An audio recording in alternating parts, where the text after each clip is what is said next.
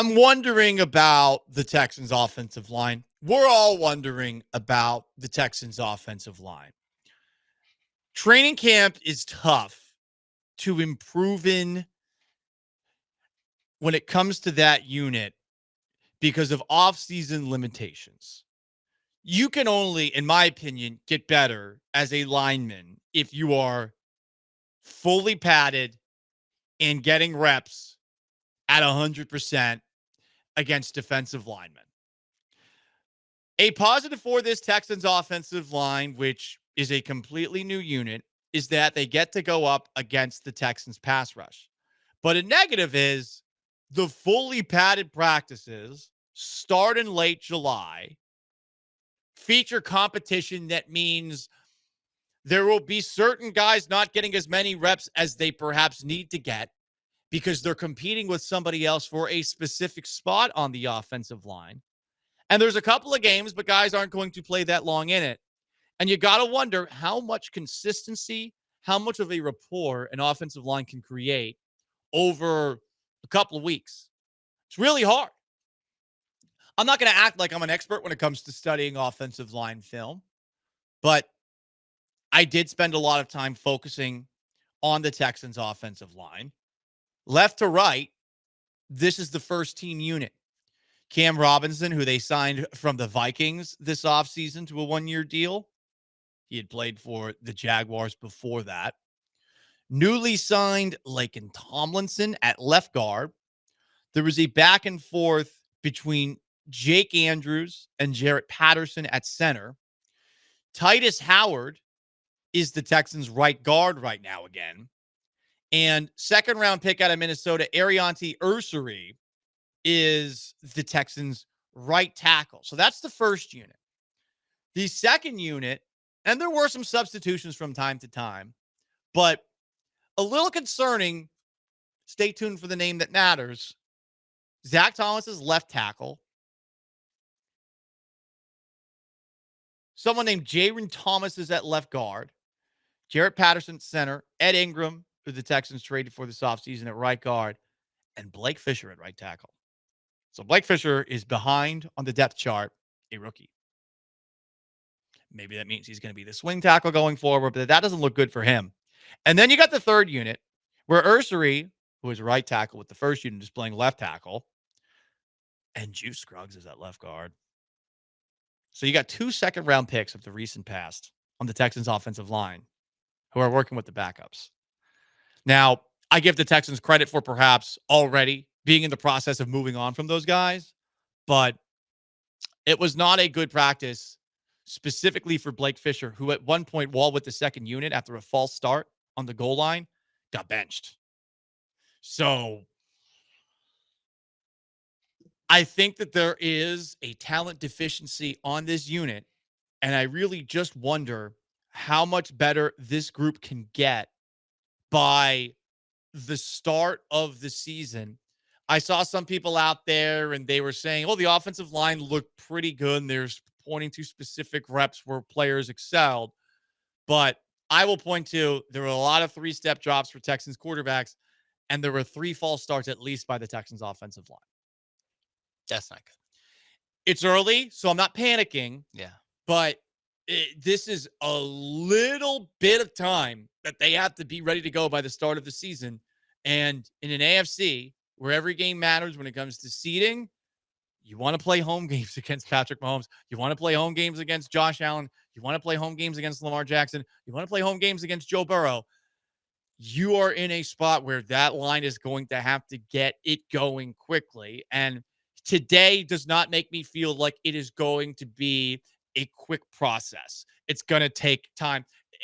That's not me faulting them, negging them, or whatever. I'm just saying this does not make me feel excited that by the start of the year, this line's going to look great. My hope is that it can be November, October, earliest, that this unit actually is gelling and meshing, and hopefully there won't be any injuries, Sean. Yeah, because like you said, I mean, what, we do the countdowns 37 days till the Correct. Thursday night. So what, 40 days until the week 1 for the Texans. That is not a lot of time. And given the limitations of the practices that they have or what they can do in these practices. Like there is just not enough time. So this might be a unit that catches its footing or finds whatever footing it does find. Maybe finding its footing is still not a good offensive line, but you might see the best of it, like you said, in the middle of the season or at some point as they, work out the kinks and get better through, probably some painful early September Oof. games. But the hope is that either they Jared versus find, week 1, a little concerning with the Rams. yeah, doesn't, especially when you talk about the, you said it was a group that lacks a lot of talent or lacks like a lot of talented guys. Well, I mean, other than Titus Howard, who's playing a new position, it is theoretically your two most talented guys are the two second round picks that are on the. Right, and they're not. I mean, it looks like they're already on the verge of moving on from them as starters. Yeah, and Ursery's another one where he's also just so early on this in Correct. this that I'm not ready to like whatever next whatever. Even Blake Fisher, it's still a little early, but I trust what you and other people have seen at practice. It doesn't look like he's taking the steps that you'd want him to take, at least early. For Fisher and for Scruggs especially, yes. Yes. Ursery's had moments, but Ursery's also had moments. Yeah, But he's a little today, more peaky. there was a play today where Danielle Hunter just blew by him, and it would have been a sack. But since the Texans are wearing the beautiful light blue jerseys instead of red jerseys for the quarterbacks, they were able to make it work on that one play. So, offensive line, the thing I'm focusing on the most, it's gonna take some time. And I think we're gonna have to be patient. And I would love for the talented guy, at least the guys that are talented, to be the cream that rises to the top. But it sounds like it's going to be a lot of, or at least right now, Cam Robinsons and Laken Tomlinsons, and more of the kind of veteran, NFL veteran, correct, steady hand kind of guy. Not that steady of a hand, by the way, but steadier hand. The positive I saw today, the pass catching competition, it was a highlight off. There were a lot of really pretty catches out there today. I think the best catch was one that was made, and I had to see it on replay because I wasn't sure he got it, and defenders were acting like he didn't. But rookie Jaden Higgins, the Texans' first pick of this past draft, made a catch on the sideline that was really well done. He also almost had a really nice catch in traffic. Stroud threw one downfield to him, and Higgins looked like he had it for a second, but Jalen Petrie and Derek Stingley rocked his world, and he wasn't able to complete the catch. He almost did. He had it for a bit, but the ball knocked it out. So Higgins had a nice moment. Xavier Hutchinson had a one-handed catch. That is a guy that I think is going to end up making the team.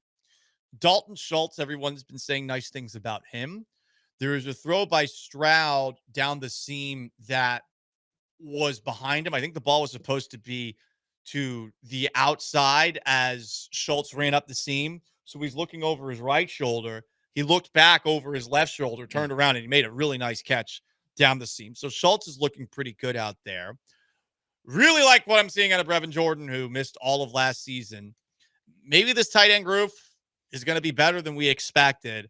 Jordan's just very fast, and you can tell is very excited to be back out there. There was one play where I think full speed he might have hurt somebody trying to run them over. He is a physical, and it looks like he's kind of got his legs back under him after for the sure. ACL. Okay. Right, and I mean this is a guy like he gets the ball in his hands and he gets into open space. Yeah, We saw the touchdown against the Browns. Yeah, where the Browns over pursued him and then he was just off to the races. But no, as far as like just all the skills, Brevin Jordan has all of them. Justin Watson, Great White Hope, look pretty good.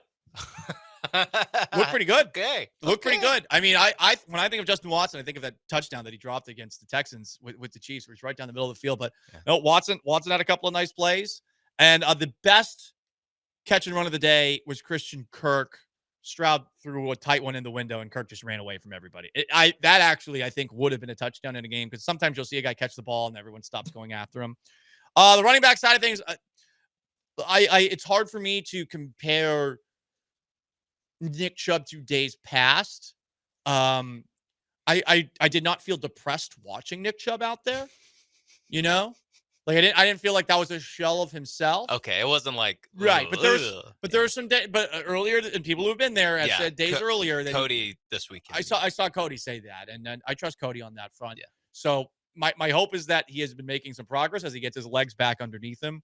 And then the last couple of things that I saw, the defensive backs on this team, it's a loaded backfield. Kamari Lassiter had an interception early on. Miles Bryant, who's going to be competing for the nickel corner position, had a pass deflection. Jalen Smith had a pass deflection. You talk about iron sharpening iron. I thought the receivers and the defensive backs, it was fun watching those two groups compete today.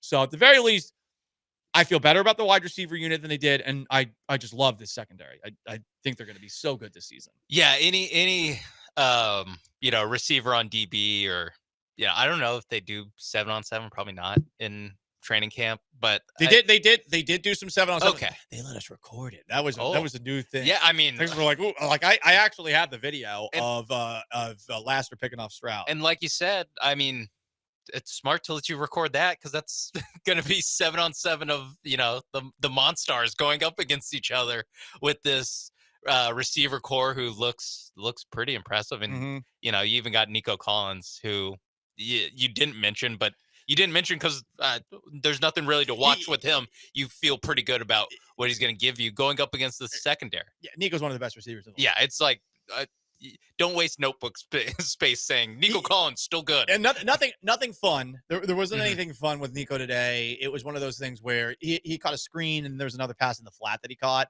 And he turned upfield, and Kamari Lassiter just met him, and I was just like, "Oh God, I love Lassiter." The guys are just a scrappy baller. The secondary is just they're just a bunch of bad MFers back there, where it's like they have they're good in coverage, and they have the exact mentality that you'd want. Too. I think, and I've been listening to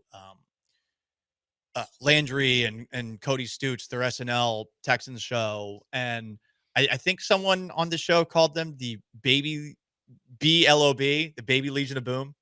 The BLOB. I'll allow it. Working blob. title. The Blob. I don't like Blob. I kind of like Blob. We'll see. We will see. Yeah. I'm okay with it. It's funny. The Blob. I've never seen that movie. Never want to see The Blob. Oh, there's a movie called sci-fi movie. Oh, it's like one of those like a monster movie, 50s, 60s movies. Yeah, it's not quite Invasion of the Body Snatchers and an old like young Jeff Goldblum movie, but The Blob. It's intimidating. Working title.